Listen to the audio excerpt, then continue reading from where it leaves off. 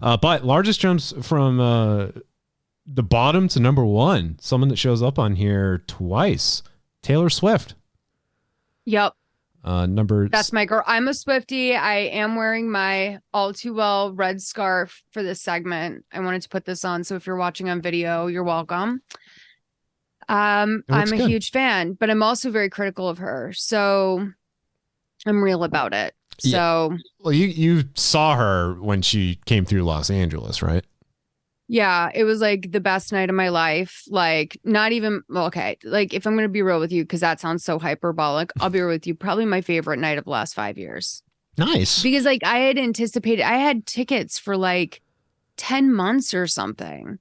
So 8 months maybe. And so I just like, I had been looking forward to it so much. And I had been watching the videos, the nightly videos on TikTok. And there was like so much anticipation about what your favorite song, like what your secret song was going to be.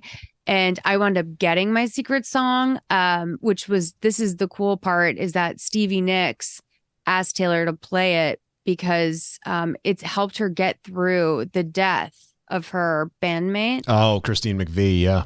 Yeah. And I was like, and she was there. So she requested it, and I was like, thank you, Stevie Nicks. Like, it was incredible. It was really the most like incredible. I'm finally can talk about it without crying, I think, which is really exciting. Yeah. But I know that, you know, Scab is going to be picked when I go see the Eras tour. But it was yeah. At the same time, as much as I'm gushing, I don't really have interesting words for it because there's still such overwhelm. Was it hard to get tickets? Were you able to get them through like first party, like Ticketmaster, or did you have to go through more questionable means? This is not something that I am over yet. I did wait. I did the 10-hour Ticketmaster wait because I got the verified presale. And in the process of this, like there was the morning failure sale, and I was just like up at the crack of dawn. Like I was up an hour early, making coffee, getting ready. I had alarms set on my phone, so I knew the closer I needed to get to the computer. And I wound up being able to get 3 sort of nosebleeds, which actually I prefer the nosebleeds. I feel like, especially at my age, I prefer to be up a little bit where it's less crazy, but you can still take everything in. Yeah. Because she does this, like with the way she has the lights, like the stadium just looks like so crazy. And it's and I also did mushrooms, so that really helped too. But yeah, just side note, I also did mushrooms. Yeah. So yeah, I did. That was like the lights were really extra appreciated, and I just had a blast. Like I cried the entire time. There were a lot of words or a lot of songs where I thought to myself, like, oh, I certainly don't know all the lyrics to this song. And then like all of a sudden, out of nowhere, I knew every single lyric. Like there was just something about being in the room, you know, like it was really crazy. And yeah, it's just wild to watch a stadium stop completely to like listen to someone speak for like 5 minutes, you know? Like you could hear a pin drop if Taylor wasn't like talking. No one's yelling. Like there was moments where there was just like no extra sound. It was just her speaking into a microphone, and the stadium was like silent. That's of like nice. 50,000 people. Yeah, it's crazy. I've been to shows where they've tried to like bring silence about when I saw Blink-182 the first time. It was literally the night after DJ AM died, and Christ on a cross. And, you know, he and Travis Barker almost died in a plane crash. So then AM then dies, and for some reason they played the following night. They shouldn't have, but they tried to do a moment of silence for AM, and like people were yelling at them like to start playing. People were just being dicks about it. And like, come on, like trying to like bring any semblance of order at a concert is like a next to impossible task. And it sounds like for some reason Taylor Swift has that power, and she just the power that she has over anything is mind-blowing. You mentioned the Eras Tour coming up, and I was reminded before we started recording that that's coming up this Friday. 13th, yeah. And Becky and I believe we're going to that, but we're also going to like test the waters. We're going to see what the vibe is like inside a movie theater. I anticipate it's going to be just an absolute madhouse and not what a movie theater experience is supposed to be. Gonna be different. No, it's gonna be like a sing-along, I think. I think that it's gonna be people doing like call and response during certain parts. Like there's certain things Swifties yell out during the song. Like I think it's gonna be people, especially people who didn't get to see the show. And I think that's why she's releasing it while she still has so much tour, is because she knows that it'll basically get her out of trouble for all the places she hasn't toured and for the Ticketmaster situation. Yeah. And again, just the power that she has, just she's queen. So not only just the tickets and the demand for just this theater tour, but then people buying tickets to Chiefs games, Kansas City Chiefs games, just on the off chance that Taylor will be there. Cheering on her, whatever you want to call him, Travis Kelce. But like, I think that the Swifties at this point, there's the expectation that, okay, she was at that first game and no one expected her to be there. Complete pandemonium. And then the second game, she's there, and now we're setting expectations that she's going to be at every game. But then she wasn't at the third game. But that hasn't stopped people from going out and spending insane amounts of money on Chiefs tickets just to possibly be in the same radius as Taylor Swift. Where there was probably people who flew in or drove in to see if they could when they realized, because it was starting to get serious, right? Yeah, and it's at this point now, I mean, it's all over the news. It's just all we're talking about. I mean, they Chiefs played in, and you know me, I'm Mr. Sports. I know everything there is to know about sports, right down to the names of the teams as I'm searching it right now. But who get the points and score the win. But playing the Vikings. Thanks, Google. I know everything. Yeah. But she didn't go that game. She did not go.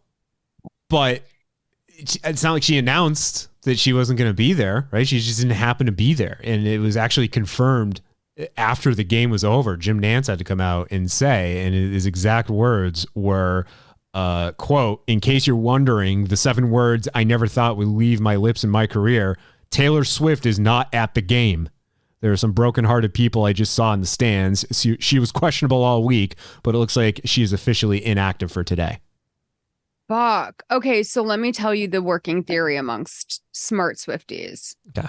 Lay it. So I think they have been dating for a while. Like, I think that they've started to get to know each other probably even a few months back. And Maddie Healy was just a hookup, but I think she sort of went directly to this guy. And that they're serious. And this is the PR rollout, because no one would have imagined that, like, they can easily get away with. No one would have been seeing if Taylor Swift is in Missouri. Like, it's they can very easily get away with it. So, yeah, I think this is just the rollout. So the working theory with the fans right now is that the first 2 games were going to be easy wins for them. And so the Vikings, I guess, are a little bit more hard, and they did lose. And they're saying she's going to go to the next game because of whatever team it is. I guess they're real fucking flops. And they're going to win that game, and she's going to be labeled as the good luck charm. Okay. Interesting. Which is going to be interesting when she goes on tour soon, because then the good luck charm's going to be gone. Is Travis throwing the Super Bowl for love? Oh boy. I didn't even think about that. I just want to mention too the show prep sheet that you're giving me so much praise for. Literally wrote down multiple times on it Minnesota Vikings, and here I am frantically Google searching. Who did the Chiefs play this past weekend? I felt bad because I knew what it was too, but I didn't know what you were searching for. I'm sorry. It's okay. Sports. I see. I expended all of my sports knowledge and paying attention to how the Patriots have been doing this season, which we could use some of that Taylor Swift good luck charm. I don't think it's going to happen though. I don't know. I will tell you this. I do think that the relationship's real. I think that she really likes him. And I think, I don't know if people are acting like the reason why she's in this is because of all these deals she's getting with Amazon. But if that was the case, like, why wouldn't Amazon just pony up the money? Right. Yeah, it doesn't make sense. The Eras movie, right? Like, she's releasing it in theaters because none of the streamers came back with like a viable option. Yeah. And I don't understand why she'd promote the NFL. Like, if anything, yeah. It's the other way around almost. Well, no, that's not true. But I mean, it's a good exercise in seeing like what ticket demand is like, because now it seems like people are putting the same effort and willing to spend the same amount for Chiefs tickets as they were to go see her on tour. She's the biggest artist in the world right now. And, you know, obviously Beyonce is having an amazing tour. And I hate to even say that in the same breath. I do just want to acknowledge it because there's a lot of Beyonce fans out there, and I'm one of them. I have a lemonade tattoo. Okay. Like, I'm a big Beyonce fan, but like, undeniably Taylor Swift is a hair bigger than her right now. Yeah. And I think that part of that is because she put out like 4 great albums in the last like few years, plus her re-records. You know, I really admire her music, and I love her lyricism, but like more than that, I really appreciate her as a public figure because she's so like she's a saltine cracker. Like, she gives nothing. Like, we really know nothing about Taylor Swift's life. And we really don't, you know, when she finally swore on Folklore, we were like, what? And of course she's a 31-year-old adult. Of course she fucking says the F word. Yeah. But we just never heard that. You know, we didn't see her belly button for like 10 years. She just is like, you know, we know she likes her cats, some other stuff, but like, she's a very private public person. Yeah. Oh, she's a big SVU fan. Like they know her. She's a big Grey's Anatomy fan. That's about as much as I knew about her. Didn't she recently like go to like a wedding of one of like her Jack Antonoff? Oh, like it went crazy, and it was like it caused like a whole. I can't imagine what that's like to have like that much popularity that you can't go to your friend's wedding without causing an event. Jack is one of my friends. Yeah, that was just going back to the power that she has with just the football fans in the football games now, and then just if she's gonna be anywhere. Literally at a house on the beach, and then she shuts down a whole town because of the people that show up that want to go. I mean, when people found out she was at that first Chiefs game, just the way in which they all lined up to gather around to possibly be able to see her as she left. But Jack, here's the really crazy thing. One, it's such a security issue for her. Like, she really is. Her security issues are insane. I would feel like you'd never want to be her. I know she's almost a billionaire, but like, it's just oppressive. Yeah. And very scary to live in fear like that all the time. She gets major stalkers. And so, yeah, her being there is really dangerous. But like, when she left in that convertible, like, Taylor Swift drives around in like armored SUVs. Like, she is, I could not, like, no security. She has a security guard that walks next to her everywhere she fucking goes on this earth. Like, I mean, the people who impersonate her get bombarded. That's how bad it is. Oh like my if God, you yeah. sort of kind of look like her, people are like, "Oh my God, are you Taylor?" Ashley. Oh, you mean it's just Ashley? It's Yeah, just Ashley. there's her, Yeah. and then there's we talked about this a few weeks ago, but there's a cosplayer named April Gloria who also looks very much like Taylor, and she's made the news over the last decade about just how when she with certain makeup and the way she does her hair, she can like just be a full blown like 1-to-1 doppelganger of Taylor's, and she's like earned the nickname Fake Taylor. But same deal. I mean, they even use her photos sometimes in the news when they're talking about Taylor, and they accidentally pull this chick instead. Really? Yeah, definitely more than Ashley, but it's You in should the ask same. her to be on the pod. April Gloria. Yeah. Yeah, because she also does cosplay for video games too. So That's cool. So we got that in common. So that's cool. But, yeah. I'm not saying you guys should date. Oh God, no. No, I think she's married. So yeah. I have no chance. And you're in a long-term relationship with Becky. I am. You're right. I know. So okay, so that's it for Taylor. And then this resurfaced just because of the Vikings Chiefs game is coming up. Audio from 2010 of Taylor Swift doing her impersonation of what she thinks a Minnesota soccer mom sounds like. Have you heard this? I've heard it so many times, and unfortunately, I have to tell you this. We're gonna talk about it. You can even play it, but I want you to know I find it to be so. I have such secondhand embarrassment from it because here's the thing about Taylor Swift. She's a fucking dork. Like, she's such a dork. Like, this is so her like strange confidence in doing things that are this awkward. Like, she just is, she's not like any other pop girl. Yeah. Like, there's something so delightfully nerdy about her, but this makes me cringe because it's just like, babe. And people ate it up back then too. You just imagine how it would fly now. Do people think it was good? Back then? Or now? At any time in history? I mean, I don't see. I'll play it because let me just play it. Nate, have you heard this before? Okay. Nope. Here we go. What are you going to do as an impression of? Minnesota soccer mom. Okay. Explain that.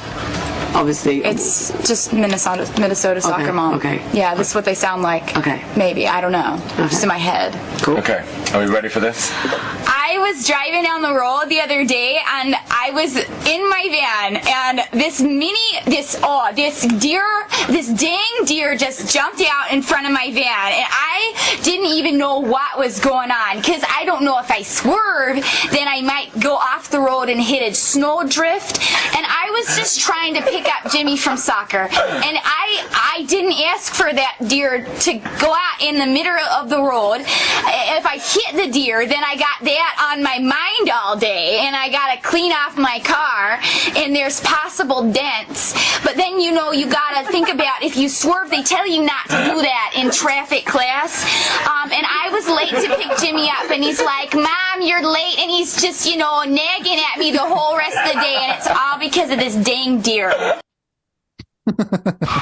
I'll tell you what I've only seen that on video. And that's why it's uncomfortable to watch.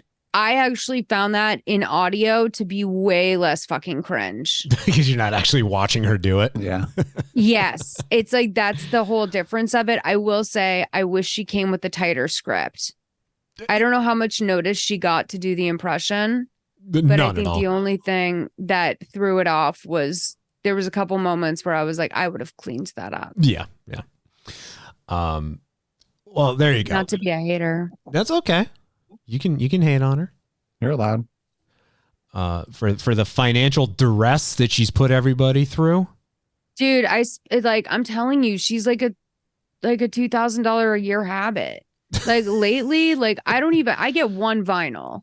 And number one, my dumbass has to learn to like stop buying the first one. Like I see the alert and I'm like, I have to get it without thinking that like 12 iterations of this fucking vinyl is going to be put out. Like wait to see. Is the Tangerine Dream one the one you want? Do you want the, Summer in the City one? Like, what do you want? So what are we at now for 1989? Like 7 variants of it? Sure. Probably something like that. Yeah.